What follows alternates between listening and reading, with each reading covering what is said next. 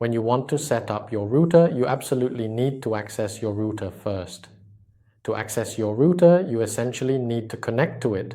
After successfully connecting, you then need to meticulously configure the internet settings.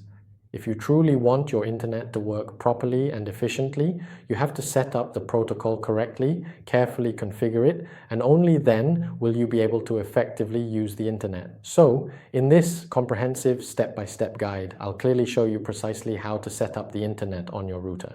Here, I'm specifically using a TP-Link router, which is a very common brand. For TP-Link routers, there's a specific default IP address that you absolutely need to use to access the crucial settings so you can properly configure it. You really need to know how to configure it step by step, ensuring every detail is correct. First, let's take a detailed look at the TP-Link router itself. How exactly do you configure the internet on a TP-Link router? Let's get started right away. First, you need to configure the LAN, which stands for Local Area Network. When you configure the local area network, you have the flexibility to customize the IP, set the specific IP address, and effectively manage the IPs for all your various network devices. Usually, routers come pre-configured with a default IP address. You can either use this default IP or choose to change it to another preferred IP address. Why exactly would you want to change the IP? Sometimes you might need to change the IP to avoid potential conflicts with other devices or for enhanced security reasons.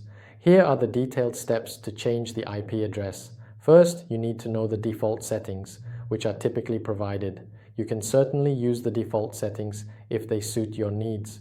Most people simply use the default settings without any issues, but if you want to extend your Wi-Fi coverage from your main router, you might indeed need to change it. Why would you want to extend it? If you want to extend it, you need to know how to set up the wireless settings on your router securely so that unauthorized hackers can't easily access your router. You need to know how to log into your router and set it up securely, protecting your network. That's all for this informative video. If you have any further questions or need assistance, you can always ask in the Telegram group, which is conveniently linked below. Thank you very much for watching.